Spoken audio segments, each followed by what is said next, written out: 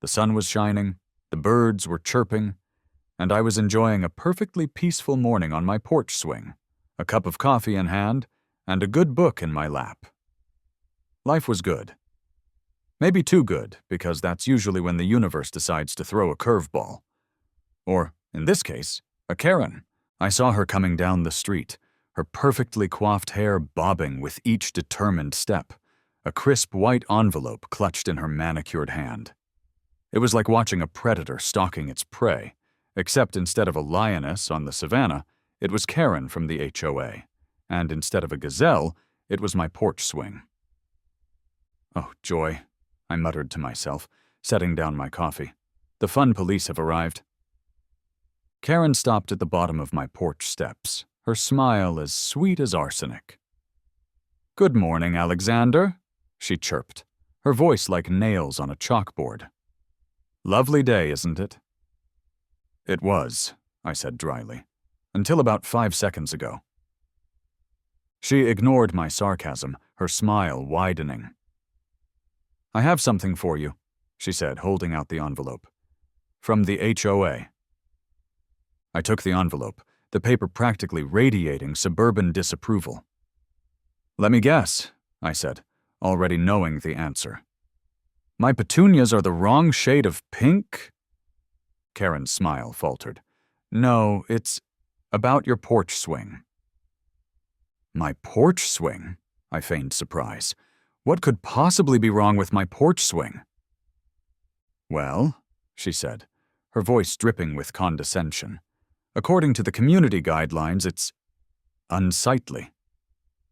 I burst out laughing. "Unsightly? Seriously? Have you seen Mr. Henderson's collection of garden gnomes? They look like they're planning a hostile takeover of the neighborhood." Karen's smile tightened. "That's different," she said stiffly. "Those are decorative. Your swing is just there." "And my swing isn't decorative?" I gestured to the swing with its colorful cushions and hand-carved frame. "I'll have you know I spent hours picking out the perfect shade of turquoise to match my wind chimes." Karen's eye twitched. "It's not about the color, Alexander," she said, her voice rising. "It's about uniformity. Your swing disrupts the aesthetic flow of the neighborhood." "Aesthetic flow?" I repeated, my voice dripping with sarcasm. "Karen, this isn't a museum. It's a neighborhood. And last I checked, there wasn't a rule that said everyone had to have identical porches." "Well, there should be," she snapped. "And until there is, your swing has to go." She thrust the violation notice into my hand, spun on her heel, and marched off, her perfectly coiffed hair bobbing with indignation. I glanced down at the notice, its crisp white paper a harbinger of suburban doom. "Unsightly," it declared, "and not in line with community uniformity." "Uniformity," I muttered, my inner monologue kicking into overdrive. "Right, because nothing says community like a bunch of identical houses with identical lawns and identical porch furniture. Maybe we should all wear matching jumpsuits too, while we're at it." A slow, mischievous grin spread across my face. "Fine," I said to myself, a spark of defiance igniting in my eyes. "You want uniformity, Karen? I'll give you uniformity, but it'll be my kind of uniformity." A plan began to form in my mind. A plan so audacious, so ridiculous, so gloriously petty, that it would make Karen's perfectly coiffed hair stand on end. Armed with my trusty camera and a healthy dose of righteous indignation, I embarked on a photographic safari through the wilds of suburbia. My mission? To document the myriad ways in which my neighbors were violating the HOA's sacred aesthetic flow. First stop, Mr. Henderson's house. Now, Mr. Henderson is a perfectly nice man, but his taste in lawn ornaments is questionable. His front yard is home to a collection of garden gnomes that would make Snow White blush. There's a gnome fishing, a gnome reading a newspaper, a gnome pushing a gnome in a wheelbarrow. There's even a gnome sitting on a miniature toilet, reading a miniature book. "And they're worried about my swing?" I muttered, snapping a picture of the gnome tableau. Next up, Mrs. Peterson's plastic flamingo flock. They're pink, they're plastic, and they're terrifying. They stand in her flower bed, their beady eyes staring blankly into the void, their long necks swaying ominously in the breeze. I'm pretty sure they multiply when no one's looking. Seriously, a flock of plastic flamingos is okay, but a porch swing is where they draw the line? I shook my head, snapping another picture. Then there's the McGregor's lawn fountain. It's a monstrosity of marble and cherubs, complete with cascading water and underwater lighting. It looks like it belongs in a Roman bathhouse, not a suburban front yard. I half expected to see Caesar emerge from the bushes, wrapped in a toga and demanding grapes. By the time I finished my tour, I had a photo album that could single-handedly dismantle the HOA's entire argument. Armed with this visual arsenal, I marched back to the HOA office, ready to confront Karen and her reign of aesthetic terror. I found her in her usual spot, perched behind her desk like a queen on her throne. "Karen," I began, my voice deceptively calm. "I'd like to discuss my violation notice." "Ah, yes," she said, her smile as sharp as a shard of glass. "The porch swing? I trust you've removed it?" "Not exactly," I said, placing my photo album on her desk. "I've been doing some research on the neighborhood's aesthetic flow, as you call it." Karen's smile faltered as she flipped through the photos. The gnomes, the flamingos, the fountain, they all seemed to mock her from the pages of the album. "What is the meaning of this?" she sputtered, her voice laced with indignation. "I'm just trying to understand the HOA's logic," I said innocently. "These decorative elements are perfectly acceptable, but my swing is a violation? It seems inconsistent." Karen slammed the album shut. "Those are different," she declared. "Those are personal choices. Your swing is a blatant disregard for community standards." "Community standards?" I scoffed. "Karen, the only standard I see here is your personal vendetta against anything remotely enjoyable." "I am simply upholding the rules," she said stiffly. "Rules are rules." "Rules?" I repeated, my voice dripping with sarcasm. "Or Karen's personal whims. I'm starting to think you were swapped at birth with a robot programmed for suburban domination." Karen's eyes narrowed. "You will remove that swing, Alexander," she said, her voice dangerously low. "Or face the consequences." "Consequences?" I chuckled. "Bring it on, Karen. I'm not afraid of your rules, and I'm certainly not afraid of your plastic flamingos." I turned and walked out, leaving Karen fuming in her beige-colored office.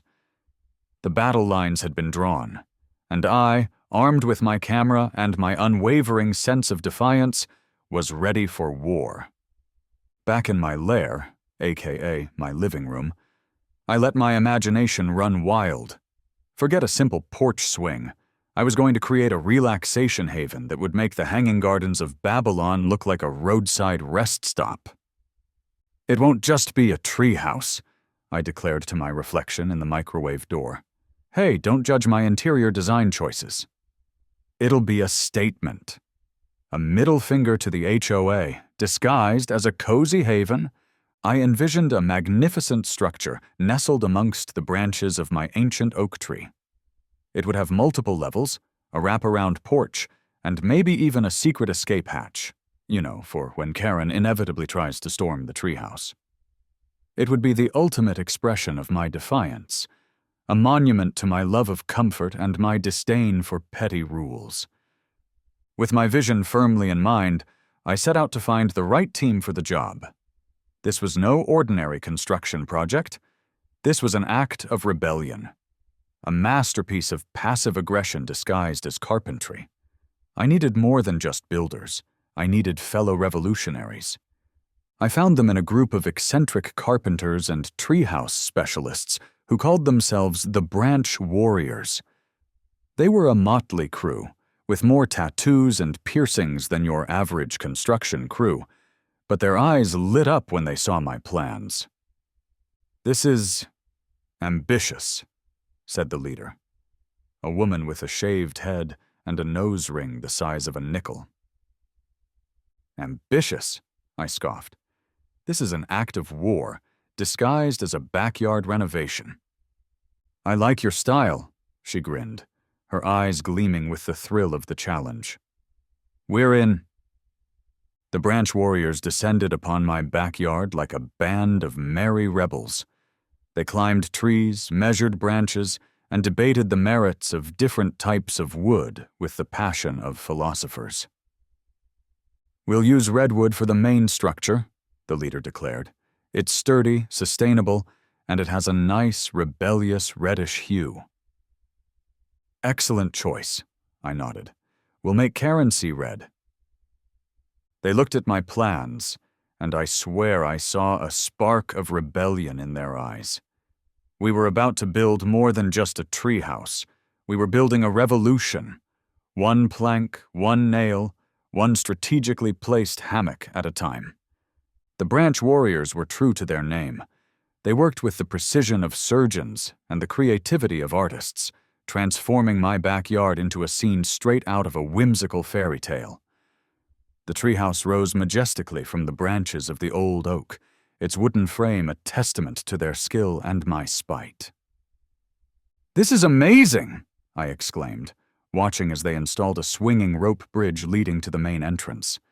"It's like something out of an Indiana Jones movie, but with less snakes and more comfortable seating." "Safety first," the leader winked, securing the last knot. "Wouldn't want any HOA inspectors falling to their doom. Though it would be a shame if they tripped over a strategically placed garden gnome." The interior of the treehouse was even more impressive. They'd created a cozy seating area with plush cushions and soft blankets, perfect for curling up with a good book or plotting the downfall of the HOA. There was a hammock strung across one corner, ideal for afternoon naps or contemplating the absurdity of suburban life. "And of course, no treehouse lounge would be complete without a minibar," I announced, unveiling a fully stocked bar cart complete with an ice bucket and cocktail shaker. "Priorities, people." The Branch Warriors raised their glasses, filled with sparkling cider, it was still morning after all, in a toast. To comfort, defiance, and the pursuit of petty perfection. But the pièce de résistance, the ultimate act of defiance, was the swing. Not just any swing, mind you, but a magnificent hanging swing, suspended from the ceiling of the treehouse. It was larger, more comfortable, and infinitely more satisfying than the banished porch swing. "Take that, Karen," I muttered, settling into the swing with a triumphant grin. "You can take away my porch swing, but you can't take away my swing." As a final touch, I commissioned a wooden sign from a local artisan. It depicted a cartoon caricature of Karen, her face contorted in a mask of disapproval, with the words "Karen's Retreat" emblazoned beneath it. I hung it proudly above the entrance to the treehouse. "It's the perfect blend of passive aggression and blatant mockery," I chuckled. "I'm practically a petty artist." The treehouse was complete. It was a sanctuary of relaxation, a monument to defiance, and a masterpiece of petty revenge. And it was all thanks to Karen and her ridiculous rules. The news of my treehouse spread like wildfire through the neighborhood. It was like I'd suddenly become the most popular kid on the block, except instead of trading baseball cards, I was offering free access to a treehouse lounge. Friends, neighbors, and even their kids started flocking to my backyard, drawn to the allure of the ultimate hangout spot. My porch swing, once the object of Karen's scorn, was now relegated to a mere afterthought. The treehouse was the new epicenter of suburban cool. "This is awesome," I overheard one kid tell another. "It's like a real-life treehouse. I can't believe I'm actually in it." It's like having my own private club, I mused, watching them frolic among the branches, but with better snacks and less pretentiousness. The word rental fee might seem out of place in this tale of suburban rebellion, but let's be honest, building and maintaining a treehouse isn't cheap. And besides, I'm a man of principle, not a charity case. So when a group of teenagers approached me about renting the treehouse for their backyard party, I saw an opportunity. "Sure," I said, feigning nonchalance. "But there are a few rules." I laid out my terms: no underage drinking, no smoking, and no littering. I also made it clear that any damage to the treehouse would be charged to their parents' credit cards. "We'll be good," the group leader assured me, his eyes sparkling with excitement. "We just want a place to hang out and have some fun." They paid me a reasonable fee, and I watched them disappear into the treehouse, the sound of their laughter echoing through the branches. As I watched them, I couldn't help but feel a sense of satisfaction. My little treehouse had become a haven for the neighborhood kids, a place where they could escape the pressures of suburban life and just be kids. And the best part? Karen knew nothing about it. She was probably still stewing in her anger, unaware that her attempt to silence me had only made me louder. It was a sweet victory, a reminder that sometimes the best revenge is living your life unapologetically. It was only a matter of time before Karen discovered my arboreal masterpiece. I was enjoying a leisurely afternoon in the treehouse, sipping a mojito and contemplating the meaning of life, or maybe just trying to remember where I put the remote, when I heard the unmistakable sound of Karen's voice, sharp and shrill, cutting through the peaceful afternoon like a rusty chainsaw. "Alexander!" she shrieked, her voice laced with a potent blend of fury and indignation. "What have you done?" I peered down from the treehouse balcony, a smirk playing on my lips. Karen was standing in my backyard, her face a symphony of rage. Her eyes were bulging, her cheeks were flushed, and her perfectly coiffed hair seemed to be trembling with anger. I thought she was going to spontaneously combust. It was like watching a volcano erupt, but with more pearl clutching. "Good afternoon, Karen," I said calmly, taking a sip of my mojito. "Lovely day, isn't it?" "Lovely day," she sputtered, her voice reaching a new octave. "My eyes are bleeding. The neighborhood is in chaos. Children are swinging from the trees like monkeys, and that monstrosity," she gestured wildly at the treehouse, "is an abomination." "Monstrosity?" I feigned offense. "Karen, this is a masterpiece, a testament to human ingenuity and the pursuit of relaxation." "Relaxation?" she shrieked. "It's an eyesore. It disrupts the neighborhood aesthetic. It's a violation." "Actually," I said, leaning against the railing, "it's not. You see, Karen, the HOA's rules only apply to the front of the property. The backyard is a free-for-all, a haven for nonconformists and treehouse enthusiasts." Karen's face contorted in a mask of disbelief. That's preposterous." "Checkmate, Karen," I said, savoring the moment. "Looks like someone needs to brush up on their HOA regulations." She sputtered, speechless for once. I took another sip of my mojito, enjoying the sweet taste of victory. Karen, the queen of conformity, had been dethroned, and it was glorious. You, she stammered, finally finding her voice. "You'll regret this, Alexander. I'll find a way to shut down your treehouse of terror." "I'd like to see you try, Karen," I chuckled. "But in the meantime, feel free to admire the view. It's quite lovely from up here." With that, I retreated back into the treehouse, leaving Karen fuming below. The battle had been won, but the war was far from over. I knew Karen wouldn't give up so easily, but I was ready for her. I had my treehouse, my mojito, and my unwavering sense of defiance. And that, I knew, was all I needed to win. The HOA, bless their bureaucratic hearts, weren't about to admit defeat. If they couldn't get me on aesthetic violations, they'd try a different tactic. Safety. A new notice arrived, this one even more official-looking than the last, declaring my treehouse a potential safety hazard and demanding a thorough inspection. Amateurs, I scoffed, tossing the notice onto the growing pile of HOA correspondence. Did they really think I wouldn't see this coming? I'd anticipated this move from the moment I'd conceived of Karen's retreat. The branch warriors, in addition to being master treehouse builders, were also sticklers for safety. They'd used only the strongest materials, reinforced every joint, and even consulted with an arborist to ensure the tree itself could handle the weight of the structure.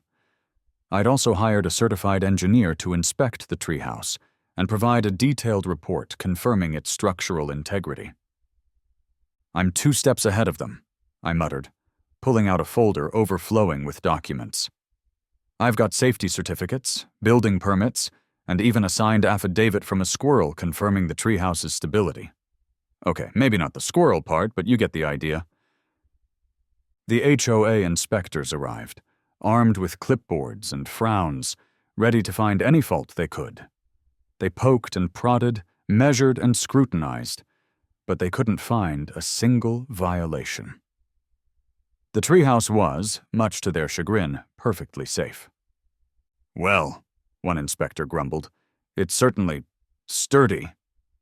Sturdy and defiant, I corrected, offering them a plate of freshly baked cookies. Would you like some? They're Karen approved. They declined.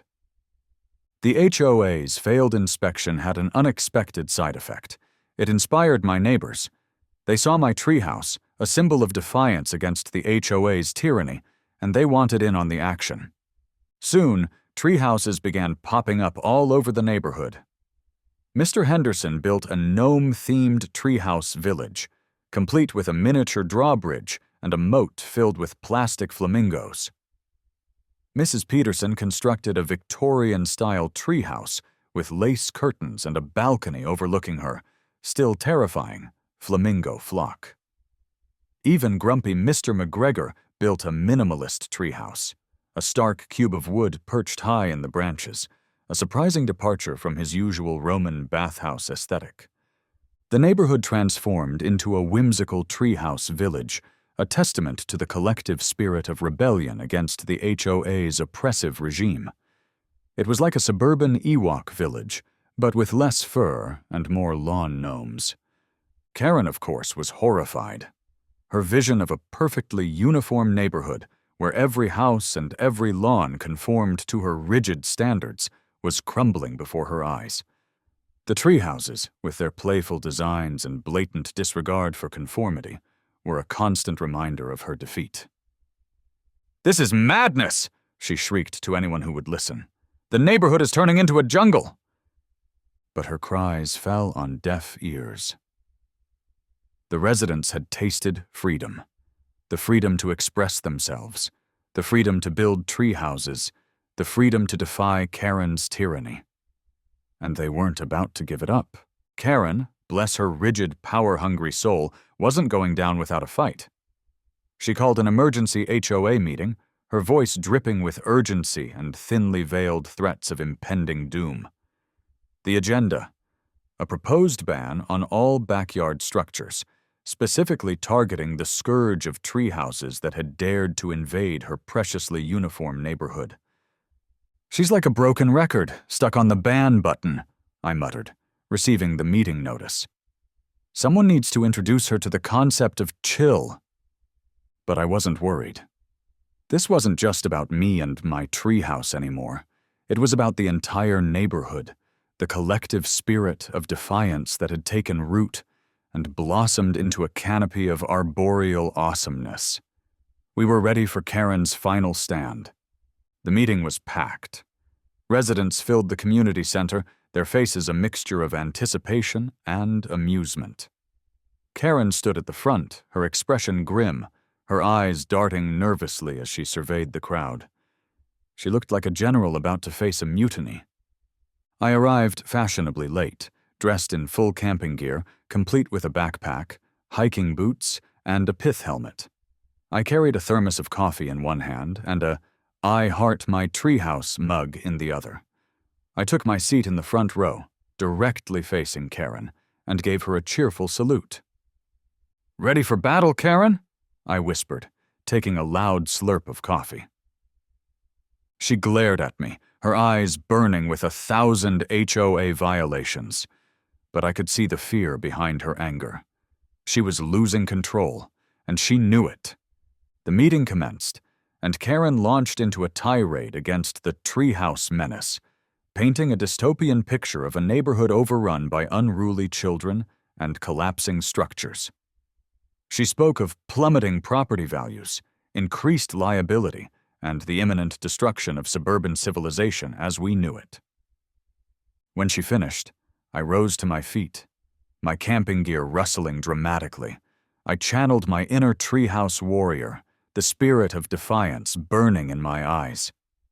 I spoke of the joy of childhood, the importance of imagination, and the value of community. I spoke of the laughter I'd heard echoing from the treehouses, the friendships that had been forged, the memories that had been made. "These treehouses," I declared, my voice ringing through the room, "are not just structures of wood and nails. They are symbols of hope, of creativity, of the human spirit's refusal to be confined by petty rules and regulations." I finished my speech to thunderous applause. The residents, inspired by my words and their own newfound sense of freedom, rose to their feet, chanting, "Treehouses, treehouses, treehouses!" Karen's face was a mask of defeat. She tried to call for a vote, but it was too late. The HOA members, swayed by my arguments and the overwhelming support from the residents, voted against the ban. Instead, they proposed a new set of guidelines, allowing backyard structures as long as they met certain safety and aesthetic standards. The room erupted in cheers. Karen, defeated and humiliated, stormed out of the meeting, her dreams of a perfectly uniform neighborhood shattered. "Looks like the HOA's getting a taste of their own medicine," I chuckled, raising my "I Heart My Treehouse" mug in a toast. It's poetic justice, served with a side of irony. The battle was over, and we had won. The treehouses would stay, a testament to our collective defiance and the enduring power of the human spirit. And Karen? Well, let's just say she wouldn't be bothering us about porch swings or treehouses anytime soon.